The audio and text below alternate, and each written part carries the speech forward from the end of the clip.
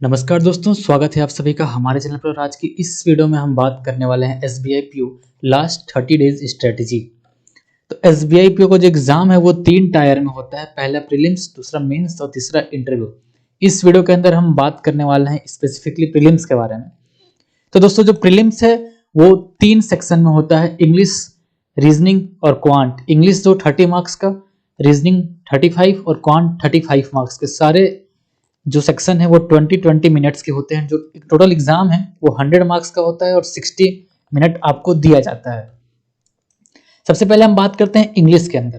तो दोस्तों, आज तक का जो एग्जाम का पैटर्न रहा, एग्जाम का लेवल रहा, उस सब को देखते हुए इंग्लिश के अंदर जो सेफ अटेम्प्ट है, जो सेफ स्कोर है वो 20+ है। तो इंग्लिश के अंदर सबसे पहले RC, cloze test, para jumble, rearrangement, error detection, vocabulary और ग्रामर के रूल्स देखने को मिलते हैं, जो यूजुअली देखने को मिलते हैं। कुछ आगे पीछे हो सकता है, जैसे मिसिस स्पेलिंग आ जाए या फिर वर्ड स्वैप आ जाए, रेदर देन पैराजंबल और रीअरेंजमेंट। तो इतने चीजों से मिलकर आपका इंग्लिश का जो सेक्शन है वो बनता है। तो सबसे पहले हम बात करें कि हम रीडिंग कॉम्प्रिहेंशन की तैयारी कैसे करें। तो दोस्तों, रीडिंग कॉम्प्रिहेंशन अकेले एग्जाम में 33.33% मार्क्स कैरी करता है। इट मींस 10 क्वेश्चन अकेले आरसी के अंदर पूछे जाते हैं आपके पीओ एग्जाम के अंदर, जिसमें से 2 क्वेश्चन वोकैबुलरी के होते हैं। उसके अलावा 8 जो क्वेश्चन होते हैं वो डायरेक्ट आरसी से होते हैं। और उसके अंदर भी 5 से 3 क्वेश्चन जो 3 क्वेश्चन है वो 3 क्वेश्चन ऐसे पूछे जाते हैं जो आपके कॉम्प्रिहेंशन को टेस्ट करता है। उसके आंसर आपको डायरेक्ट आरसी के अंदर से नहीं मिलेंगे, वो आपके रीडिंग हैबिट और आपके रीडिंग अंडरस्टैंडिंग को देखने को, समझने के लिए वो क्वेश्चन उसके अंदर इंक्लूड होते हैं। जैसे अगर पूछ देता है कि इस पैराग्राफ का टोन क्या है, तो टोन आपको आरसी पढ़ने के बाद ही समझ में आएगा कि जो ऑथर है वो कहना क्या चाह रहा है। तो आरसी की तैयारी करने के लिए सबसे पहले आपको इन 30 दिनों में डेली हैबिट में लाना होगा, वो है डेली न्यूज़पेपर रीडिंग। न्यूज़पेपर कुछ भी हो सकता है, Times of India, Indian Express और the Hindu. I personally suggest Times of India, क्योंकि इसके जो वर्ड्स होते हैं वो एग्जाम रिलेवेंट होते हैं रेदर देन द हिंदू। तो आप टाइम्स ऑफ इंडिया प्रेफर कर सकते हो। सेकेंड चीज क्या करना है आपको, जब आप न्यूज़पेपर रीड कर रहे होगे, जब आप कोई आर्टिकल या एडिटोरियल या कॉलम पढ़ रहे होगे, तो आपको कुछ नए वर्ड देखने को मिलेंगे। आप उन्हें नोट डाउन करो, या तो एक कॉपी में, एक डायरी में, या फिर आप उसे देख लो, नोट डाउन करो और उसका रिवीजन करो। उस पूरे 30 दिनों तक आप एक बार जब उस कॉपी को खोलो तो हर दिन आप उसको देखो, उस वर्ड को देखो। क्योंकि अगर आप न्यूज़पेपर पढ़ रहे हो तो आप एक ही वर्ड से कम 20 बार गो थ्रू होगे। आपको सेम वर्ड 20 बार मिलेगा, 20 दिन के न्यूज़पेपर में मिलेगा, तो आप उस वर्ड से यूज्ड तो हो चुके रहोगे। बट स्टिल आपको क्या करना है, आपको नोट डाउन करना है। थर्ड क्या करना है, आपको किसी भी सोर्स से डेली बेसिस पर एक आरसी, जो पीओ लेवल का आरसी है, उसे सॉल्व करना है। सोर्सेज क्या होंगे, कुछ भी सोर्स हो सकते हैं। अगर आपके पास कोई सोर्सेज नहीं है तो आप हमारे टेलीग्राम चैनल ज्वाइन कीजिए, और यहाँ हम डेली टारगेट स्टार्ट करने वाले हैं। हम डेली आपको लिमिटेड सोर्स प्रोवाइड करेंगे, जो कि मोर देन इनफ होगा आपकी एसबीआई पीओ एग्जाम के लिए। और कुछ लोगों के क्वेश्चन और क्वेरी ये होते हैं कि हाउ टू रीड न्यूज़पेपर। तो दोस्तों, जब आप न्यूज़पेपर पढ़ रहे हो तो आपको क्या करना है, आपको कोशिश करना है कि आप उस पैराग्राफ को अंडरस्टैंड करो। अगर जैसे मान लो कुछ पैराग्राफ पढ़ा आपने, इसके अंदर 20 लाइन या 10 लाइन थी, तो अगर आपने रीड किया तो जब आप आखिरी में पहुंच रहे हो तो आपके दिमाग में रहना चाहिए कि आपने ऊपर क्या रीड किया है।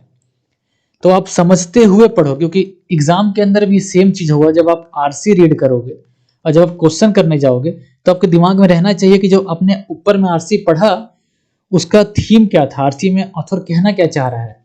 तो ये चीज आप सबसे पहले ध्यान रखना। उसके अलावा ये सब चीज होने के बाद जब आप कंफर्टेबल हो, या फिर आप अगर अभी भी कंफर्टेबल हो इंग्लिश रीडिंग में, तो आप कोशिश करना स्कीम करने का, क्योंकि स्कीम के थ्रू समझने की कोशिश करना। अगर आपको नहीं पता स्कीमिंग क्या होता है तो आप निमिषा मैम की स्कीमिंग वाली क्लास देखना, वो बताएंगी मैम आपको कैसे स्कीम के थ्रू आप पैराग्राफ को समझ सकते हो। और उसके बाद अगर हम बात करते हैं क्लोज टेस्ट और पैराजंबल का, तो अगर आपको आइडिया नहीं है पैराजंबल सॉल्व करने का, सबसे पहले आप निमिषा मैम की एक क्लास है हाउ टू सॉल्व पैराजंबल, आप उसे देखना। मैम ने अच्छे से बताया है अपनी वीडियो में कि कैसे पहचाने कि पहला वर्ड क्या हो सकता है और आखिरी वर्ड क्या हो सकता है। कुछ आइडिया लग जाएंगे आपको। उसके बाद आप सॉल्व करना, प्रैक्टिस करना, लगातार प्रैक्टिस करना। अगर एग्जाम तक आप 30 से 40 पैराजंबल सॉल्व कर लिए रहोगे तो आप काफ़ी कंफर्टेबल हो जाओगे एग्जाम के अंदर। और वहीं अगर हम बात करें क्लोज टेस्ट का, तो जो न्यूज़पेपर आप रीड कर रहे हो वही मोर देन इनफ है क्लोज टेस्ट सॉल्व करने के लिए। उसके बाद सब्जेक्ट वर्ब एग्रीमेंट के जो 12 रूल हैं, आपको उन्हें देखना है, उन्हें याद करना है, उनसे रिलेटेड क्वेश्चन करना है आपको। उसके अलावा आपको डेली बेसिस पर 5 एरर के क्वेश्चन सॉल्व करने हैं। इन 5 क्वेश्चन को जब आप सॉल्व करोगे तो इन पांचों के अंदर कुछ रूल्स दिए रहेंगे आंसर के अंदर, आपको उस रूल्स को नोट डाउन करना है और उसे रिवाइज करना है। उसके बाद आप कुछ दिनों बाद 10 से 15 दिनों बाद आप स्टार्ट कर देना डेली सेक्शनल मॉक देने का, इंग्लिश लैंग्वेज का सेक्शनल मॉक। अब हम बात करते हैं रीजनिंग। तो दोस्तों जो सबसे मेन स्कोरिंग चैप्टर होता है वो रीजनिंग होता है किसी भी बैंक एग्जाम के अंदर। जो प्रीलिम्स है, मेंस की बात नहीं कर रहा, जो प्रीलिम्स के अंदर स्कोरिंग चैप्टर वो रीजनिंग है। रीजनिंग में जो सेफ स्कोर है या फिर जो गुड स्कोर कह सकते हैं वो 27 प्लस है। इसके अंदर पजल सेटिंग अरेंजमेंट 3 से 4 आते हैं, सिलॉग इनइक्वालिटी, कोडिंग डिकोडिंग, इनमें से कोई 2 आएगा 5 से 7 नंबर के बीच, डायरेक्शन, ब्लड रिलेशन और मिसलेनियस। तो यहाँ से 5 से 10 क्वेश्चन आता है। तो इसके अंदर कैसे तैयारी की जाए, तो दोस्तों पजल और सिटिंग अरेंजमेंट का एक ही फंडा है, प्रैक्टिस। क्योंकि जब आप मॉक टेस्ट लगाओगे एसबीआई पीओ और आईबीपीएस पीओ का, तो आप मॉक के अंदर नोटिस करोगे कि जो पजल का जो लेंथ है काफी लंबा लेंथ होता है, काफी लंबी लेंथ का पजल होता है, बट एग्जाम में उतना लंबा आता नहीं है। एग्जाम में मैक्स से मैक्स 4 लाइन या 5 लाइन का पजल जाएगा, अगर मैक्सिमम जाएगा तो वो 5 लाइन का पजल जाएगा।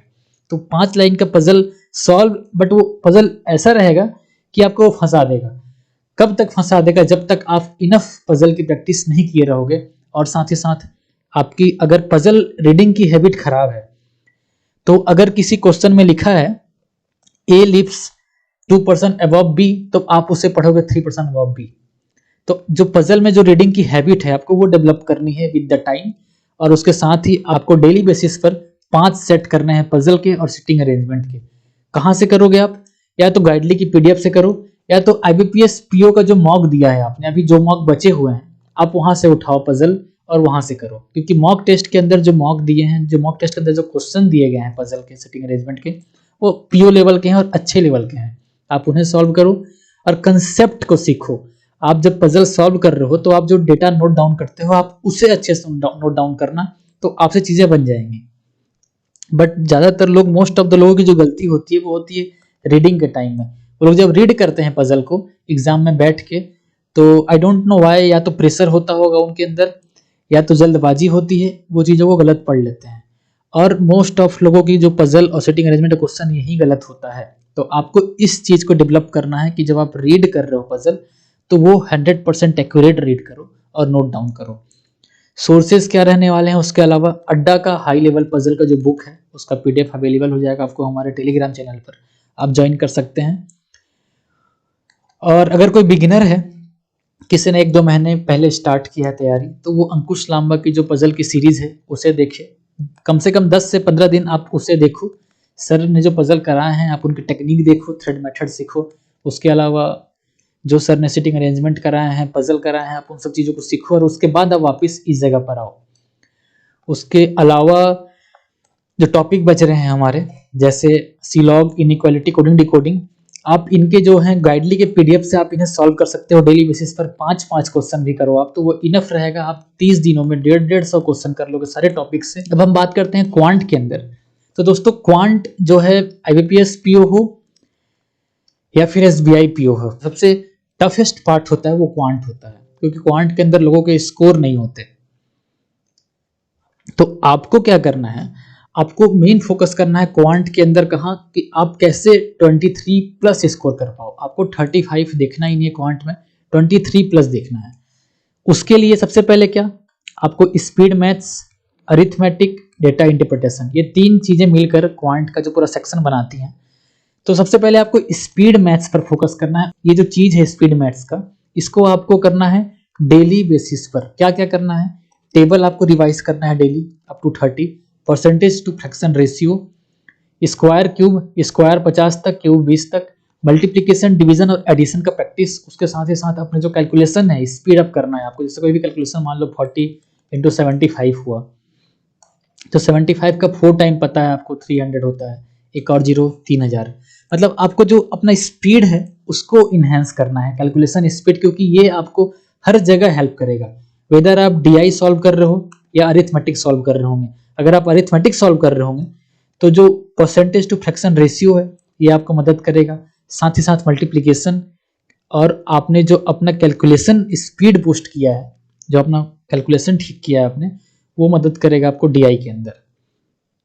इसके साथ आपको क्या करना है, डेली लेवल पे 10 से 15 क्वेश्चन आपको करने हैं, किस किस चीज के, सिंप्लीफिकेशन के, नंबर सीरीज के और क्वाड्रेटिक इक्वेशन के। दोस्तों नंबर सीरीज के अंदर क्या आएगा, मिसिंग सीरीज और रॉन्ग सीरीज। इसके बाद हम बात करते हैं अरिथमेटिक। दोस्तों पीओ लेवल के डीआई के अंदर अगर आपको डीआई सॉल्व करना है तो उससे पहले आपको अरिथमेटिक आना चाहिए, क्योंकि कई टीचर जो हैं अरिथमेटिक पर फोकस नहीं करते प्रीलिम्स के लिए, वो कहते हैं सीधा डीआई सॉल्व करो। और दोस्तों अगर आपके पास अरिथमेटिक के चैप्टर और अरिथमेटिक के कंसेप्ट क्लियर नहीं है तो आप चलो ठीक है प्रीलिम्स के डीआई तो कर लोगे, बट आप मेंस के डीआई में पूरी तरीके से जीरो हो जाओगे। तो आपको अरिथमेटिक लेकर ही चलना है साथ में। अरिथमेटिक के लिए क्या करना है, अरिथमेटिक 3 लेवल में। अगर आप बिगिनर हो, आपने 2-3 महीने पहले प्रिपरेशन स्टार्ट किया है, सबसे पहले आपको अड्डा का जो बुक है, अड्डा का एस क्वांट, उस बुक की पीडीएफ हमने टेलीग्राम चैनल पर डाल रखी है। अगर आपके पास बुक है, बुक से पढ़ो, बुक नहीं है पीडीएफ डाउनलोड कर लो, और उसके 10 चैप्टर, जो इंपॉर्टेंट 10 चैप्टर हैं आपके, उन 10 चैप्टर को आप सॉल्व करो। उसका लेवल 1 और लेवल 2 एग्जाम से पहले कम से कम आप उसे 2 बार सॉल्व कर ही लो। उसके बाद क्या करना है आपको, जब सॉल्व कर लोगे आप इन 10 दिनों में 10 चैप्टर अगर आप सॉल्व कर लेते हो, उसके बाद नेक्स्ट 5 दिनों में उस 10 चैप्टर को दोबारा रिवाइज कर लो। उसे करने के बाद जब आप मॉक पर आओगे या फिर जब आप हाई लेवल क्वेश्चन लगाओगे अरिथमेटिक के, तो आपको एक डिफरेंस समझ में आएगा, एक फर्क समझ में आएगा कि क्या फर्क आया आपके अरिथमेटिक के अंदर। और दोस्तों इसके अलावा एक चीज और, अरिथमेटिक के अंदर जो अब क्वेश्चन पूछे जा रहे हैं, जो कंसेप्ट पूछा जा रहा है अरिथमेटिक के अंदर, जो क्वेश्चन है वो ज्यादातर वेरिएबल बेस्ड आ रहे हैं। हमने प्रैक्टिस क्या किया है, हमने प्रैक्टिस किया है नंबर बेस्ड, बट क्वेश्चन आ रहे हैं वेरिएबल बेस्ड। और वेरिएबल बेस्ड तब बनते हैं जब आपका कंसेप्ट क्लियर हो, जब आपका SI CI का कंसेप्ट क्लियर हो, प्रॉफिट लॉस का कंसेप्ट क्लियर हो, तब आप वेरिएबल बेस्ड क्वेश्चन कर पाओगे। तो आशीष सर की जो चेकलिस्ट है उसके अंदर अच्छे खासे वेरिएबल बेस्ड क्वेश्चन मिलेंगे आपको। साथ ही साथ आपको गाइडली की जो पीडीएफ है और मॉक है, दोनों के अंदर आपको वेरिएबल बेस्ड क्वेश्चन देखने को मिलेंगे। उसके बाद क्या करना है आपको, अगर आप ये सब चीज को कर चुके हो तो आपको फिर मिक्स लेवल क्वेश्चन करना है। मिक्स लेवल क्वेश्चन कहाँ से मिलेंगे आपको, या तो गाइडली के जो 50 दिन के जो पीडीएफ होते हैं वो आपको वो पीडीएफ करना है डेली बेसिस पर। आज एक पीडीएफ किया, कल दूसरा, परसों तीसरा, ये करना है। उसके साथ ही साथ आशीष सरोड़ा एक एजुकेटर हैं, आशीष सर के आपको टेलीग्राम चैनल पर डेली चेकलिस्ट मिलेगा, आपको ये चेकलिस्ट सॉल्व करना है। इसके अंदर भी अच्छे लेवल के अरिथमेटिक मिक्स्ड क्वेश्चन रहते हैं, आप इन्हें सॉल्व करो तो आपकी जो अरिथमेटिक की अंडरस्टैंडिंग है वो यहाँ से और भी अच्छी डेवलप होगी। और उसके अलावा आपको टॉपिक वाइज अगर मॉक टेस्ट आपके पास है तो ठीक है, नहीं तो फिर आप सेक्शनल मॉक टेस्ट दे सकते हो क्वांट का। और अगर हम बात करते हैं डेटा इंटरप्रिटेशन का, तो दोस्तों डीआई करने का बस एक ही फॉर्मूला है कि प्रैक्टिस। जितनी अधिक टाइप की डीआई की आप प्रैक्टिस करोगे, आप एग्जाम में उतना ही कम टाइम लोगे डीआई सॉल्व करने के लिए। इसके लिए प्रैक्टिस कहाँ से की जाए, पहला बुक अड्डा का हाई लेवल डीआई, दूसरा बुक गाइडली का रुद्रा। आप इन दोनों से जितना हो सके उतना डीआई करो, जितना नंबर ऑफ डीआई कर सकते हो आप। टेबल करो, बार ग्राफ करो, पाई चार्ट करो, रडार करो, केसलेट करो। सेम आप रुद्रा डीआई की बुक से करो, यहाँ से जितना डीआई से हो रहा है करो। उसके साथ ही साथ आप मॉक टेस्ट के डीआई करो, IAPS PO का जो मॉक टेस्ट है उसका डीआई, प्रीवियस ईयर का जो मॉक टेस्ट है उसका डीआई, जो आपने मॉक टेस्ट अटेम्प्ट कर रखा है उसका डीआई, सेक्शनल डीआई जितना कर सकते हो आप उतना सॉल्व करो पीओ लेवल का, क्योंकि डीआई का बस एक ही फॉर्मूला है, प्रैक्टिस। अगर आपने प्रैक्टिस किया है तो आपको एग्जाम के अंदर डीआई देख के ही समझ में आ जाएगा और आप दिमाग में क्रैक कर लोगे उससे कि आपको स्टार्ट कहाँ से करना है। ये तो अगर आपने प्रैक्टिस नहीं की होगी डीआई की तो आई एम श्योर कि डीआई आपसे भी बन जाएगा, बट वो डीआई आपसे बनेगा 7 मिनट में। अगर आपने प्रैक्टिस किया है तो सेम डीआई बनेगा आपसे 2 मिनट में। तो जो 5 मिनट बचा वही आपको 25+ स्कोर लाकर दिलाएगा। और वहीं अगर हम बात करते हैं बेस्ट मॉक टेस्ट का, बेस्ट मॉक टेस्ट क्या है, तो दोस्तों जो बेस्ट मॉक टेस्ट है वो गाइडली का प्रैक्टिस मॉक, ओलीबोर्ड, स्मार्ट किडा, इनमें से कोई 2 मॉक टेस्ट आपके पास होने ही चाहिए। तो दोस्तों आज के लिए इस वीडियो में इतना ही, मिलते हैं अगली वीडियो में, तब तक के लिए धन्यवाद।